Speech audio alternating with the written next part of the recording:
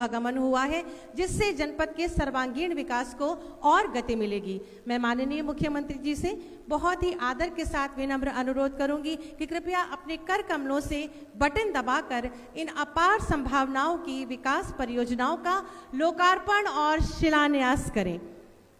33 विकास परियोजनाओं का शिलान्यास और 221 परियोजनाओं का लोकार्पण, यानी कुल 254 विकास परियोजनाओं का लोकार्पण और शिलान्यास किया जा रहा है, जिसकी लागत लगभग 1734 करोड़ है। बटन दबने के साथ ही मंच के दाहिनी ओर आप देख सकते हैं कि इन शिलापट्टों से अनावरण होता हुआ। बहुत बहुत धन्यवाद।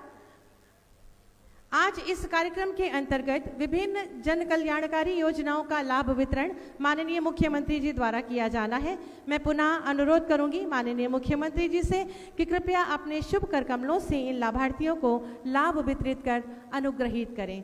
सबसे पहले शिक्षा विभाग के अंतर्गत बाल वैज्ञानिक कुमारी पूजा पाल इंस्पायर अवार्ड मानक प्रतियोगिता 2021-22 में जनपद बाराबंकी की छात्रा पूजा द्वारा निर्मित मॉडल्स भूसा धूल पृथक्करण थ्रेशर राष्ट्रीय स्तर की प्रतियोगिता में इनका चयन हुआ और इनको सकूरा साइंस प्रोग्राम के तहत जापान भ्रमण कराया गया। कुमारी शिवानी देवी सरदार वल्लभ भाई पटेल की 150वीं जयंती पर राष्ट्रीय एकता यात्रा में भाषण प्रतियोगिता में प्रथम पुरस्कार श्री किशन कुमार जी। सरदार पटेल जी की 150वीं जयंती पर निबंध प्रतियोगिता में प्रथम पुरस्कार। उम्मे हरम 150वीं जयंती पर राष्ट्रीय एकता यात्रा में रंगोली प्रतियोगिता में प्रथम पुरस्कार। कृषि विभाग के अंतर्गत Shrimati Rani Devi Janvi Mukta farmer producer company limited promotion of agricultural mechanization for institute management of crop residues योजना के अंतर्गत 32 लाख का अनुदान। ग्राम्य विकास के अंतर्गत श्रीमती सुंदरा जिनको 56,906 रुपए का चेक दिया जा रहा है। मुख्यमंत्री आवास योजना के अंतर्गत स्वीकृति पत्र, जोरदार तालियां आपकी अपेक्षित हैं। NRLM के अंतर्गत श्रीमती अन्नपूर्णा जी 537 रिवॉल्विंग फंड 30,000 प्रति समूह की दर से 435 CSF की धनराशि।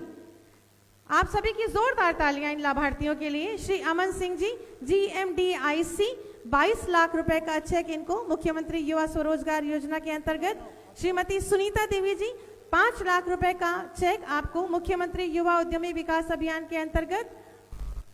प्रोबेशन विभाग के अंतर्गत कुमारी अदिति पटेल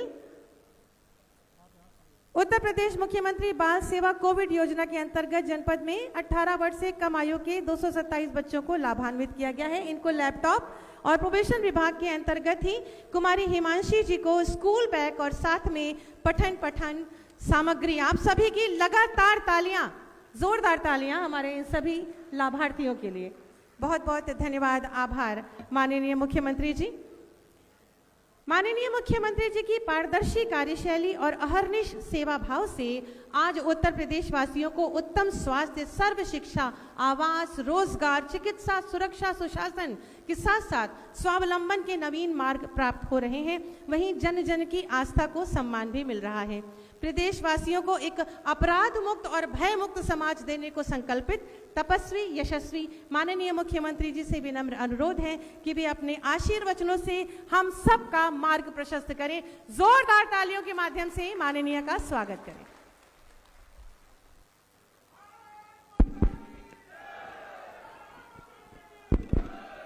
सियावर रामचंद्र भगवान की, सियावर रामचंद्र भगवान की।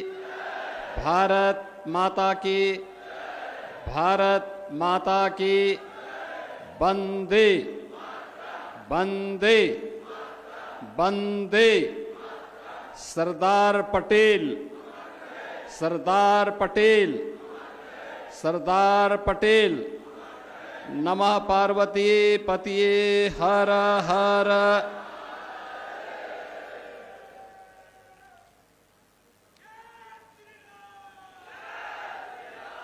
जनपद बाराबंकी के कुर्सी विधानसभा क्षेत्र की राष्ट्रीय एकता यात्रा के शुभारंभ के अवसर पर आयोजित आज के इस कार्यक्रम में प्रदेश सरकार में मंत्रिमंडल के मेरे सहयोगी, प्रदेश के खाद्य और रसद विभाग के राज्य मंत्री श्री सतीश चंद्र शर्मा जी, कुर्सी के लोकप्रिय विधायक श्री साकेंद्र प्रताप वर्मा जी, जिला पंचायत अध्यक्ष श्रीमती राजरानी रावत जी,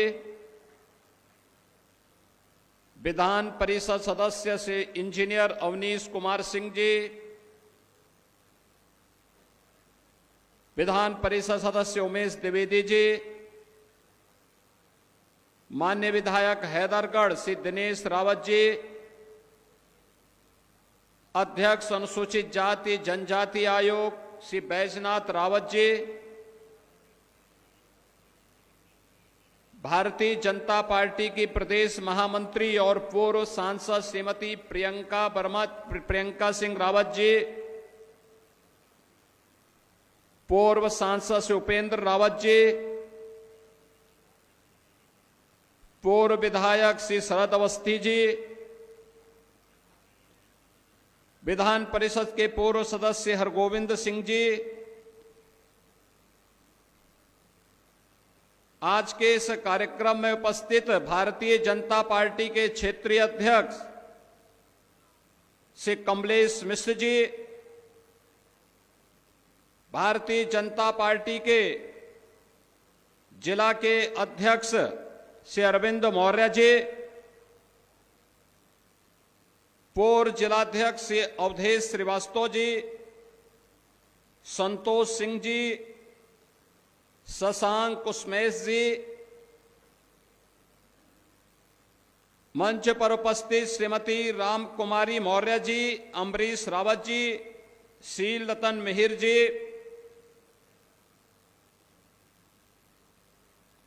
समारोह में उपस्थित बाराबंकी के प्रगतिशील किसान और पद्म पुरस्कार से सम्मानित श्री राम शरण वर्मा जी,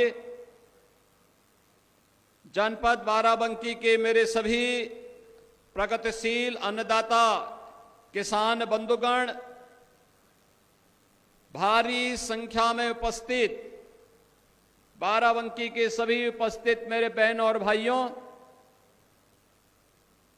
बाबा लोदेश्वर नाथ की इस पावन धरा को,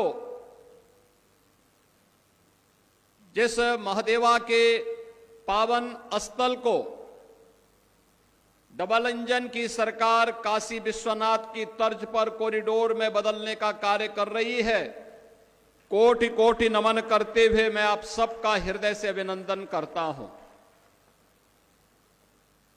बहनों और भाइयों, ये महज संजोग नहीं बल्कि नए भारत का दिग्दर्शन कराने वाला वर्ष है, जब एक और भारत के अखंडता के शिल्पी लौह पुरुष सरदार वल्लभ भाई पटेल की जयंती के 150 वर्ष पूर्ण हुए हैं,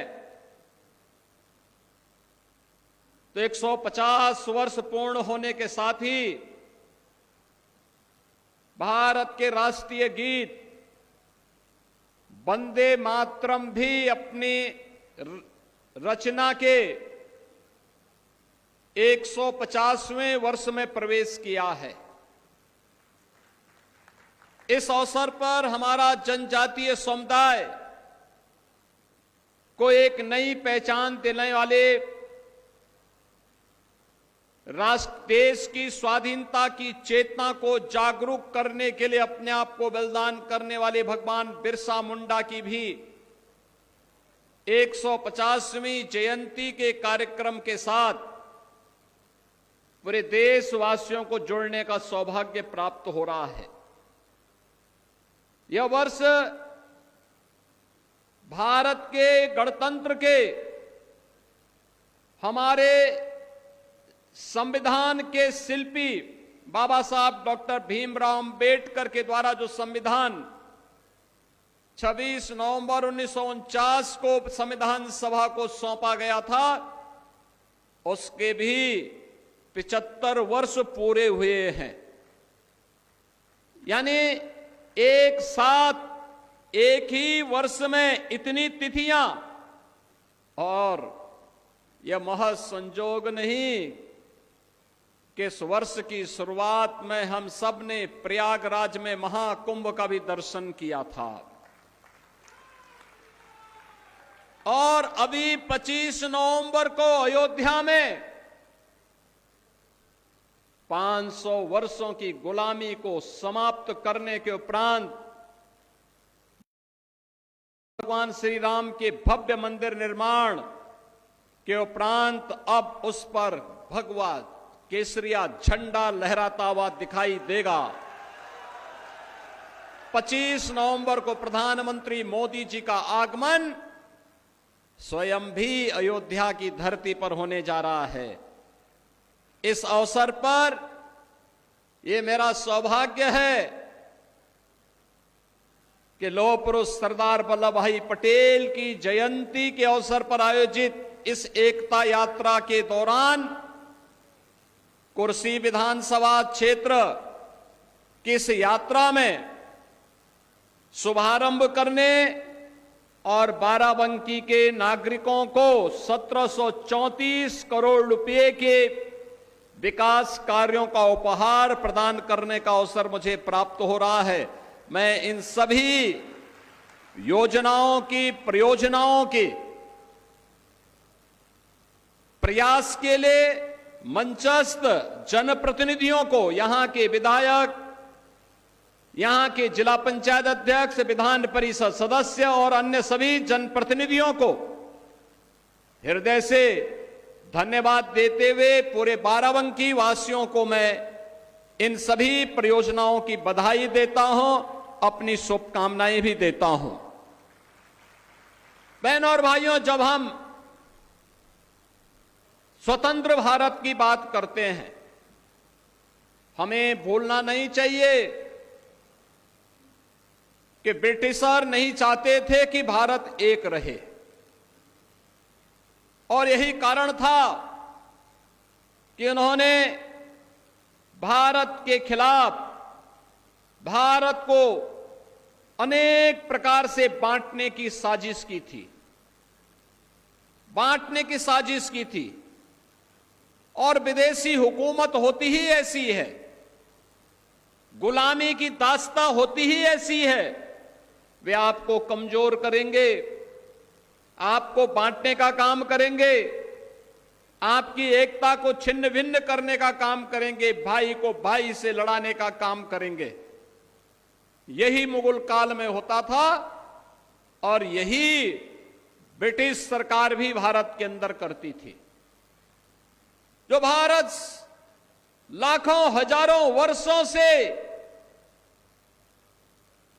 एक रहा हो, अखंड रहा हो, लगातार ब्रिटिश कालखंड में उसके एक एक टुकड़े उससे अलग होते गए, और सबसे दुर्भाग्यपूर्ण विभाजन 14 अगस्त 1947 का था, जब भारत की दो भुजाओं को भारत से पृथक करके भारत पर एक बड़ी चोट ब्रिटिशर ने की थी।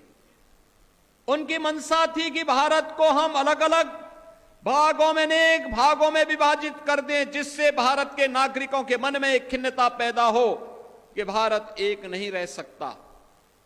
बहनों और भाइयों, ब्रिटिश सरकार ने कहा, उस समय घोषणा की थी कि भारत को हम आजाद करने वाले हैं, लेकिन भारत की आजादी की शर्त उन्होंने रखी कि भारत को दो भागों में बांटेंगे। देशी रियासतों को ये छूट देंगे कि उनकी मर्जी हो भारत में शामिल हो, उनकी मर्जी हो पाकिस्तान में शामिल हो, या उनकी मर्जी वे अपने स्वतंत्र अस्तित्व को भी बनाए रख सकते हैं। लेकिन बहनों और भाइयों, ये लौह पुरुष सरदार वल्लभ भाई पटेल की सूझबूझ थी, उनका दृढ़ निश्चय था, दृढ़ संकल्प था कि भारत की 563 रियासतों को शांतिपूर्ण तरीके से उन्होंने भारत का हिस्सा बना करके वर्तमान भारत के शिल्पी के रूप में भारत के नागरिकों के दिल में राज कर दिया। याद करिए, उस समय जूनागढ़ का नवाब और हैदराबाद का निजाम वे भारत गणराज्य में शामिल नहीं होना चाहते थे, आनाकानी कर रहे थे। वे स्वयं का स्वतंत्र अस्तित्व बनाए रखना चाहते थे। लौह पुरुष सरदार वल्लभ भाई पटेल ने कहा उस समय इन दोनों से, कहा कि भाई बातों से मानोगे नहीं तो हमारे पास दूसरे भी तरीके हैं। और दूसरा तरीके की आने के बाद क्या हुई कि हैदराबाद का निजाम हो या जूनागढ़ का नवाब, दोनों भाग करके पाकिस्तान चले गए। बहनों और भाइयों, आपके बगल में मोहम्मदाबाद भी है। यह आंखों को खोलने वाला होना चाहिए। उन सेकुलरिस्टों के आंखों में जहां धूल झोंकी हुई है उनको बताइए, यही मोहम्मदाबाद का नवाब था जो मुस्लिम लीग का कोषाध्यक्ष बन करके पाकिस्तान के लिए पूरी धनराशि उपलब्ध करवाता था। संपत्ति भारत की, और भारत की संपत्ति को भारत के खिलाफ, भारत को तोड़ने के खिलाफ कैसे इस्तेमाल किया जा रहा था। ये बगल में 5 किलोमीटर की दूरी पर आपकी मोहम्मदाबाद है, और उसके द्वारा जो शरारत की जा रही थी, और वह भाग करके पाकिस्तान भी चला गया था। वह पाकिस्तान भी चला गया था। आज भले ही जब पाकिस्तान में दुर्गति हुई, आज भले ही उसके वर्तमान के वंशज फिर से भारत के अंदर हाथ पैर मार रहे हों, लेकिन ये पूरी की पूरी प्रॉपर्टी शत्रु संपत्ति है, और शत्रु संपत्ति पर किसी भी शत्रु का अधिकार नहीं, बल्कि भारत के नागरिकों का अधिकार है, भारत की सरकार का अधिकार है। बहनों और भाइयों, राष्ट्रीय एकता ये केवल एक शब्द नहीं, हम सबकी आन बान और शान है, हमारा अस्तित्व है, हमारा और आने वाली पीढ़ी का भविष्य है।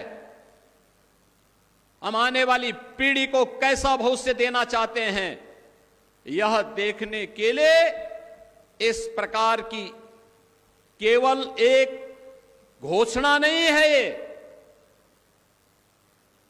ये महज संजोग नहीं कि जब हम लौह पुरुष सरदार वल्लभ भाई पटेल की जयंती के 150 वर्ष पूरा कर रहे हैं, तब भारत के राष्ट्रगीत, जिस राष्ट्रगीत का वाचन अभी हम लोगों ने इस मंच पर किया है, हजारों की भीड़ राष्ट्रगीत के साथ सावधान की मुद्रा में रह करके सम्मान दे करके गायन के साथ जुड़ रहा था। आपने देखा होगा, ये वही गीत है जिसे 1876 में बंकिम चंद्र चट्टोपाध्याय ने रच करके भारत की स्वाधीनता के लिए एक मंत्र की रचना की थी, जिसने भारत की जन चेतना को जागरूक करने के लिए उसी प्रकार का योगदान दिया था। जैसे हम यज्ञ में जब मंत्रोच्चार करते हैं और यज्ञ कुंड में अपनी हवि अर्पित करते हैं, तो यह वही था। राष्ट्र यज्ञ में भारत के क्रांतिकारियों के द्वारा गाए जाने वाले उस मंत्र का प्रतीक था, जो राष्ट्र रूपी यज्ञ को आगे बढ़ाने के लिए, उसकी लौ को तेज करने में अपना योगदान दिया। भारत का क्रांतिकारी, भारत का युवा कभी विचलित नहीं हुआ। आजादी के आंदोलन में उसने वंदे मातरम को गाते गाते फांसी के फंदे को अपने गले में लगाने में संकोच नहीं किया, और जब भी उसको फांसी की सजा होती थी, वह खुशी खुशी हंसते हंसते फांसी के फंदे को गले में लगा करके वंदे मातरम बोल करके वह फांसी के फंदे पर झूलता था। आने वाली पीढ़ी के लिए एक नया संदेश छोड़ करके जाता था कि राष्ट्र से बढ़कर के कुछ नहीं। अगर हम जिएंगे तो देश के लिए, मरेंगे तो देश के लिए, और कुछ भी योगदान देंगे तो राष्ट्र हमारे लिए प्रथम होगा। और उसी भाव के लिए आज वंदे मातरम को भी 150वें वर्ष में अभी 7 नवंबर को एक समारोह में प्रधानमंत्री जी ने इस कार्यक्रम का शुभारंभ किया था। लेकिन आज भी है, कुछ लोग हैं कहेंगे खाएंगे, रहेंगे हिंदुस्तान में, खाएंगे हिंदुस्तान में, लेकिन वंदे मातरम गाएंगे नहीं। हम उनकी मंशा को समझें, हम उनकी मंशा को समझें। ये बाध्यकारी नहीं है, लेकिन यह समझने की विषय वस्तु भी है। जो लोग वंदे मातरम का विरोध कर रहे हैं वे भारत माता का विरोध कर रहे हैं। यह किसी व्यक्ति के लिए नहीं, यह वंदे मातरम राष्ट्रीय गीत किसी व्यक्ति, किसी जाति, किसी क्षेत्र या किसी एक ईश्वर, किसी एक उपासना विधि के प्रति आग्रही नहीं बनाता है, बल्कि यह तो भारत माता की वंदना है। भारत माता के प्रति हमारी कृतज्ञता है। भारत माता के लिए गाए जाने वाले हमारे उस स्वर का प्रतीक है जो हमारे अंतःकरण के भाव को व्यक्त करता है। और यह सच है, हमने देवी के 3 रूपों को, महादुर्गा, महासरस्वती और महालक्ष्मी के रूप में ही पूजन करके भारत और भारतीयता को आगे बढ़ाने की शक्ति अर्जित की है। तो स्वाभाविक रूप से वंदे मातरम के माध्यम से भी इस सस्य श्यामला मातरम की इस भाव को ध्यान में रख करके हमने उसे महादुर्गा, महालक्ष्मी और महासरस्वती के रूप में उसकी वंदना करके भारत के प्रत्येक नागरिक से यह आग्रह किया है कि वह वंदे मातरम के साथ जुड़े, भारत की राष्ट्रीयता को मजबूती प्रदान करें। याद करिए, जिस गीत को स्वयं स्वर दिया हो गुरुदेव रविंद्रनाथ टैगोर ने, उस गीत का विरोध किया जा रहा है। भारत का क्रांतिकारी जिस गीत को गा करके फांसी के फंदे पर चूमता था, उसका विरोध किया जा रहा है। भारत की एकता और अखंडता का प्रतीक जो गीत है, उसका विरोध किया जा रहा है। इस विरोध के लिए कोई जगह नहीं होनी चाहिए, हमारे यहां कोई जगह नहीं होनी चाहिए। और इसीलिए मैं आप सबसे अपील करूंगा, बहनों और भाइयों, कोई मत हो, कोई मजहब हो, कोई जाति हो, और राष्ट्र से बढ़कर के नहीं हो सकता है। याद रखना, हम सब के लिए राष्ट्र प्रथम होना चाहिए। राष्ट्र सुरक्षित है तो हम भी सुरक्षित हैं। राष्ट्र एक है तो हम भी एक हैं। राष्ट्रीय एकता के मार्ग में सबसे बड़ी बाधा यही है जो वंदे मातरम के मार्ग में बाधा है, यही बाधा है। और इनको पहचानो, इन चेहरों को पहचानो जो शासकीय योजना में हड़पने की होड़ में पहली लाइन में खड़े होते हैं, लेकिन जब वंदे मातरम गाने की बात होती है तो कहते हैं कि नहीं, हम नहीं गाएंगे। बहनों और भाइयों, मैं तो आप सबसे कहूंगा, हमें राष्ट्रीय एकता के मार्ग की इन बाधाओं को दूर करना होगा। ये जातिवाद की राजनीति,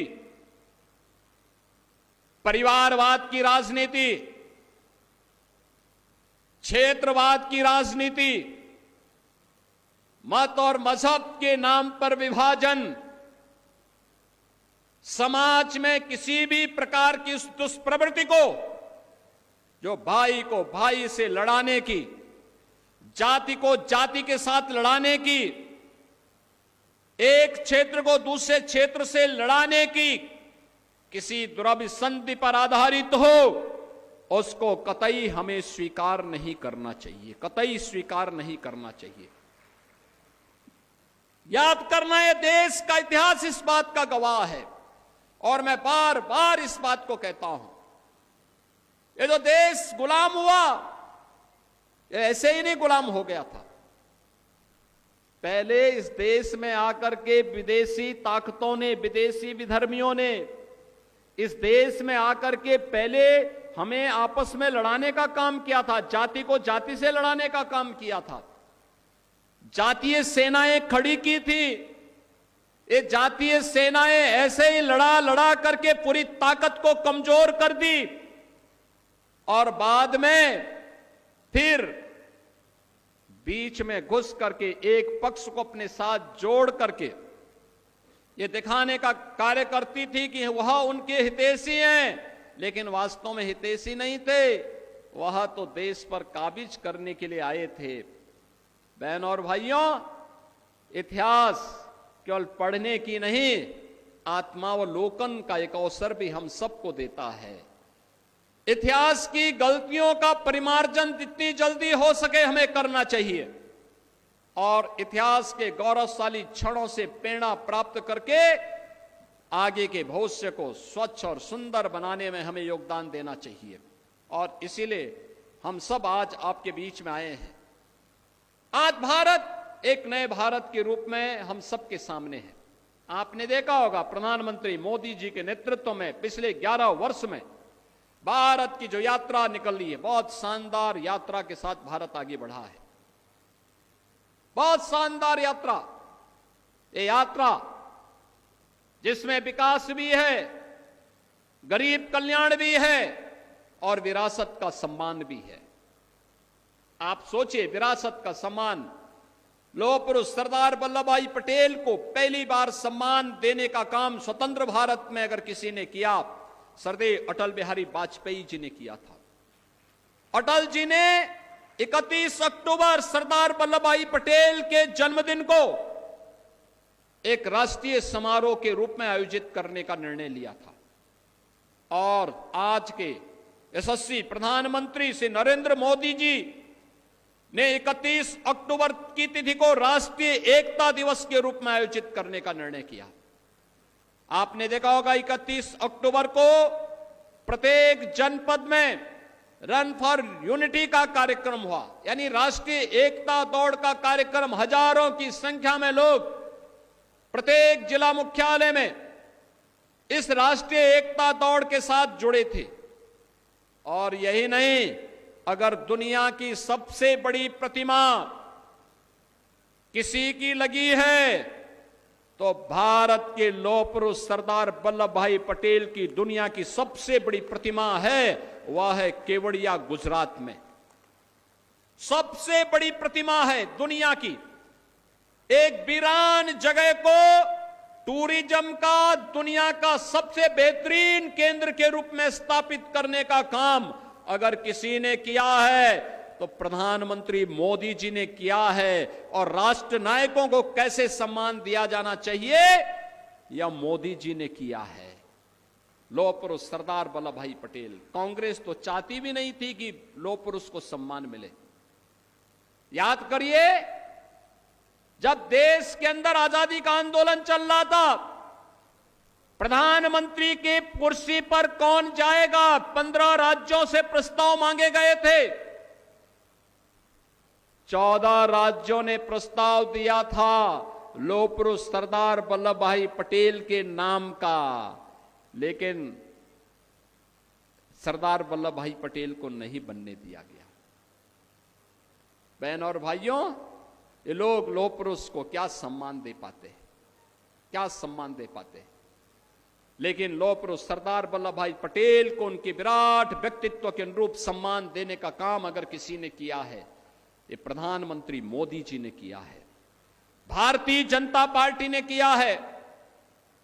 बाबा साहब भीमराव अंबेडकर को सही मायने में सम्मान देने का काम किसी ने किया है तो यह भारतीय जनता पार्टी और प्रधानमंत्री मोदी जी ने किया है।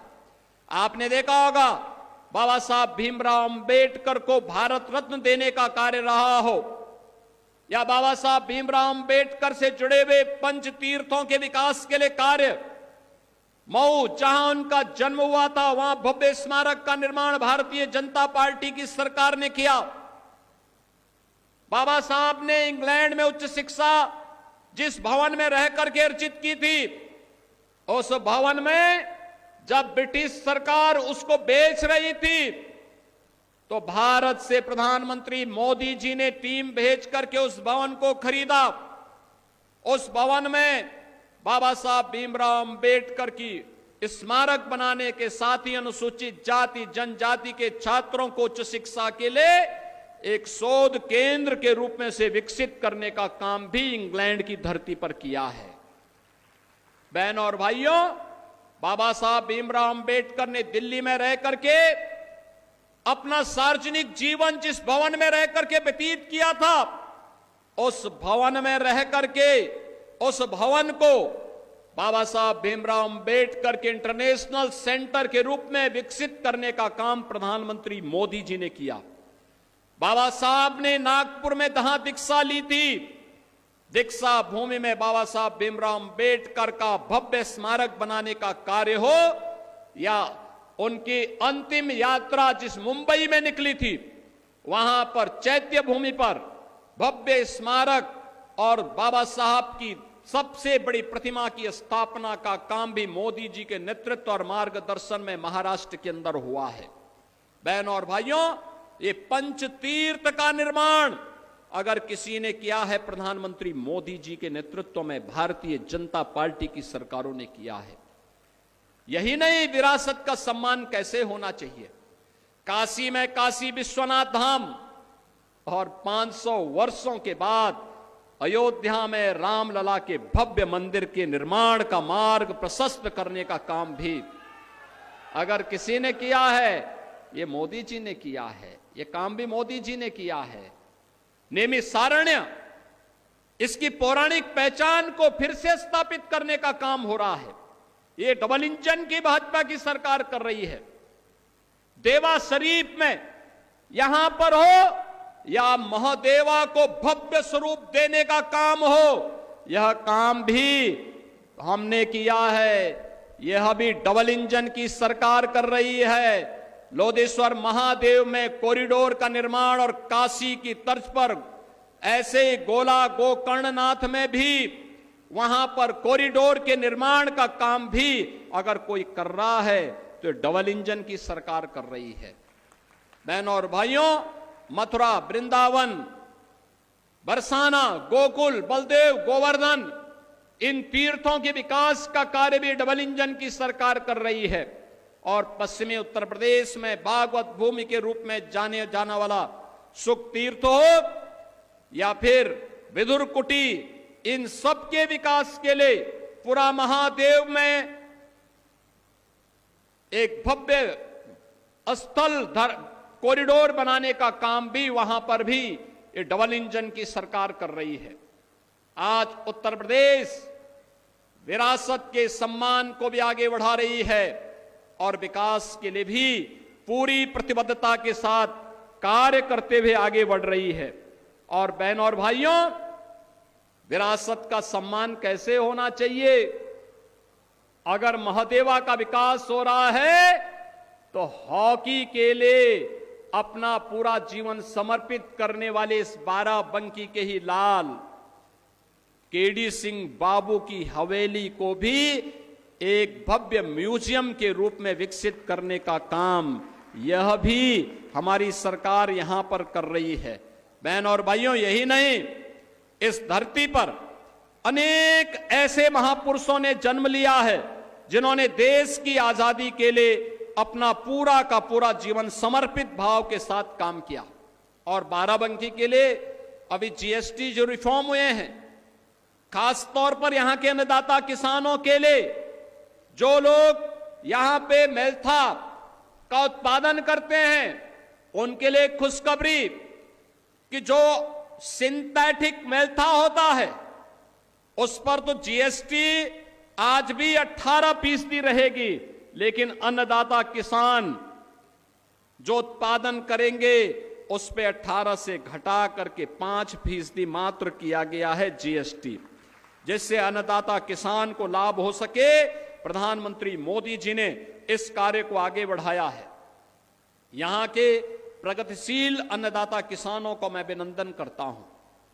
मैं जब पद्म पुरस्कार से सम्मानित श्री राम शरण वर्मा जी की मेहनत को देखता हूं, यहां के अन्नदाता किसानों की मेहनत को देखता हूं, तो मुझे अत्यंत अच्छा लगता है कि कैसे यहां पर लोगों ने अच्छा काम किया है। जैसे यहां पे संदीप वर्मा है, श्री मोहिद्दीन हैं,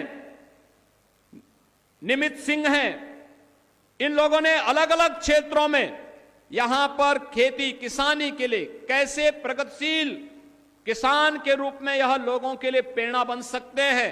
बाराबंकी के हमारे उत्कृष्ट किसानों ने इस दिशा में अच्छा कार्य किया है और एफपीओ के माध्यम से भी कैसे हम अन्नदाता किसानों के जीवन में परिवर्तन लाने का काम कर सकते हैं, यह भी आज बाराबंकी के अंदर हम सबको देखने को मिल रहा है।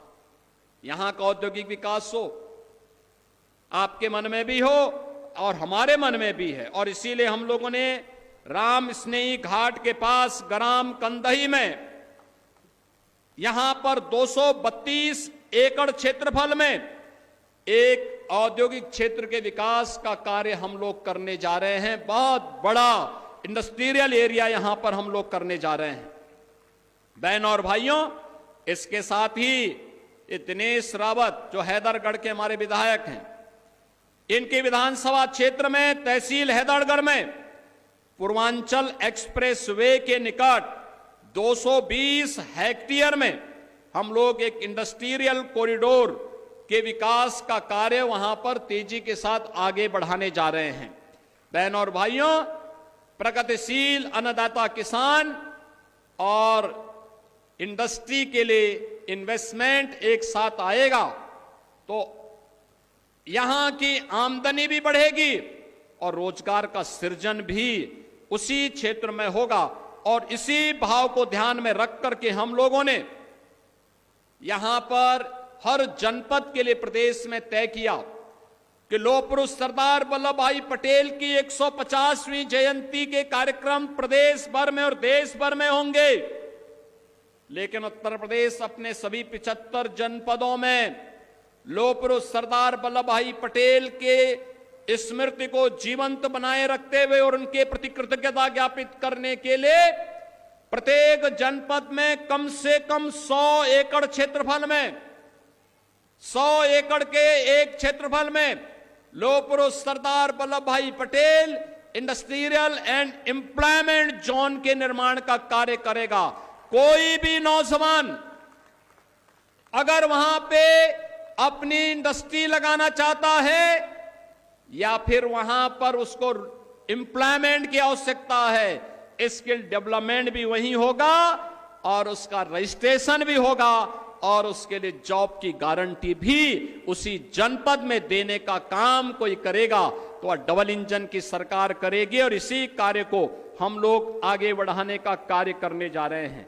बहनों और भाइयों, आज डबल इंजन की सरकार प्रत्येक क्षेत्र में विकास का कार्य कर रही है। इंफ्रास्ट्रक्चर डेवलपमेंट में उत्तर प्रदेश की गति को आपने देखा होगा। आज से 8 वर्ष पहले इंफ्रास्ट्रक्चर में हम लोग कहां थे? कहीं नहीं थे। यूपी पिछड़ा हुआ राज्य, बीमारू राज्य माना जाता था। पहचान का संकट था। ये परिवारवाद और जातिवाद की राजनीति करने वालों ने नौजवानों के जीवन में खिलवाड़ किया था। प्रकृति और परमात्मा के सीम कृपा के इस प्रदेश को बीमारू बना दिया था। इस प्रदेश में अन्नदाता किसान जो अपनी धरती से सोना उगलने का काम करता है, उस अन्नदाता किसान को उसने भूखमरी की ओर धकेल करके आत्महत्या करने के लिए मजबूर कर दिया था। लेकिन बहनों और भाइयों, अब तो हमारा अन्नदाता किसान कई गुना मुनाफा कमाने का काम कर रहा है। आज प्रधानमंत्री किसान सम्मान निधि का लाभ भी उसे प्राप्त हो रहा है और साथ साथ नौजवान को रोजगार की गारंटी भी अपने ही जनपद में या अपने ही प्रदेश में प्राप्त हो रही है। इंफ्रास्ट्रक्चर सड़क का हो, एयर का हो, रेलवे का हो या इनलैंड वाटरवे का, इन सब पर तेजी के साथ कार्य चल रहा है। मेट्रो तेजी के साथ विकसित हुई है। देश का पहला इनलैंड वाटरवे उत्तर प्रदेश में, देश की पहली रैपिड रेल उत्तर प्रदेश के अंदर संचालित हो रही है। और अब तो हम लोगों ने उत्तर प्रदेश में स्पोर्ट्स यूनिवर्सिटी के भी निर्माण का कार्य आगे बढ़ा दिया है। पहला सत्र इस सत्र में प्रारंभ हो चुका है स्पोर्ट्स यूनिवर्सिटी का। आने वाले समय में 1 डिस्ट्रिक्ट 1 प्रोडक्ट को और उसके दायरे को बढ़ाने का काम सरकार कर रही है। बहनों और भाइयों, प्रत्येक क्षेत्र में जब विकास होगा वह समग्र विकास की दिशा से आगे बढ़ेगा। और यही है विकसित भारत और विकसित उत्तर प्रदेश का राज। उत्तर प्रदेश आज एक नए भारत का नया उत्तर प्रदेश बन चुका है। अब उत्तर प्रदेश पर कोई संदेह नहीं करता है। हर व्यक्ति उत्तर प्रदेश को एक अच्छी निगाहों से देखता है। उसको लगता है उत्तर प्रदेश की जो संभावनाएं थी, उत्तर प्रदेश की जो सामर्थ्य थी, अब वह खुल करके सामने आई है। और उसी सामर्थ्य के लिए आपको जोड़ने के लिए आज मैं आपके बीच आया हूं। बाराबंकी के सभी नागरिकों से मेरी अपील होगी, याद करना, व्यक्तिगत रूप से भले ही हो सकता है व्यक्तिगत रूप से किसी व्यक्ति के साथ कोई आपसी मनमुटाव हो सकता है, लेकिन राष्ट्रीय सुरक्षा और राष्ट्रीय एकता के मार्ग में कभी भी हमारी व्यक्तिगत दुश्मनी और मित्रता बाधा नहीं बननी चाहिए, कभी नहीं बननी चाहिए। जब भी राष्ट्रीय एकता की बात हो, हम सबको अपने मतभेदों से ऊपर उठ करके राष्ट्र के प्रति समर्पण और राष्ट्र प्रथम भाव के साथ अपने आप को एकता के सूत्र में बांधने के लिए, जिससे भारत एक बन सके, श्रेष्ठ बन सके। और प्रधानमंत्री मोदी जी की मंशा के अनुरूप जब ये देश अपनी आजादी के 100 वर्ष पूरे कर रहा होगा, तब विकसित भारत के साथ साथ विकसित उत्तर प्रदेश, विकसित बाराबंकी के सपने को भी हम साकार कर सकें, ये प्रयास उसी दिशा में है। आज जो सड़क, पुल, पुलिया या फिर पेयजल और अन्य तमाम बाढ़ से जुड़ी हुई समस्या के समाधान के लिए आज जो लोकार्पण और शिलान्यास का कार्यक्रम 1734 करोड़ रुपए की लागत की है, ये इसी भाव के साथ आगे बढ़ाया जा रहा है। मैं इन सभी परियोजनाओं के लिए स्थानीय विधायकों को, स्थानीय जनप्रतिनिधियों को हृदय से धन्यवाद देता हूं। आप सभी बाराबंकी के नागरिकों को बधाई देता हूं और आपसे अपील करता हूं, कुर्सी विधानसभा क्षेत्र की ये राष्ट्रीय एकता यात्रा आज निकल रही है। लगभग 7 से लेकर 10 किलोमीटर की यात्रा होगी। यहां के माननीय विधायक और जिले के पदाधिकारियों के नेतृत्व में इस एकता यात्रा में अधिक से अधिक लोग पूरी शालीनता के साथ भारत माता की जय करते हुए सरदार पटेल अमर रहे के संकल्प के साथ आगे बढ़िए।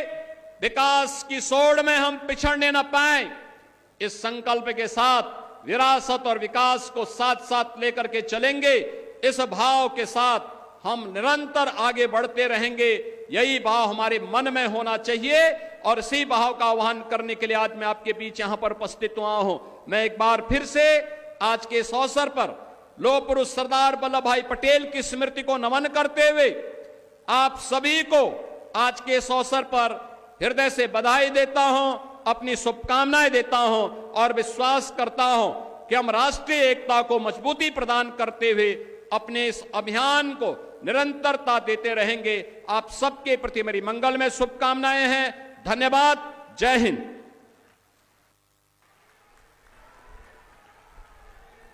बहुत बहुत धन्यवाद, आभार माननीय मुख्यमंत्री जी।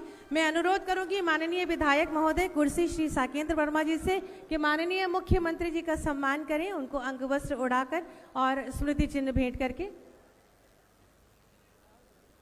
और आप सभी सम्मान स्वरूपी तालियां, प्रणाम स्वरूपी तालियां मंच तक पहुंचाएं, भरपूर तालियां। मैं अनुरोध करूंगी माननीय अध्यक्षा जिला पंचायत श्रीमती राजरानी रावत जी से कि माननीय मुख्यमंत्री जी का सम्मान करें।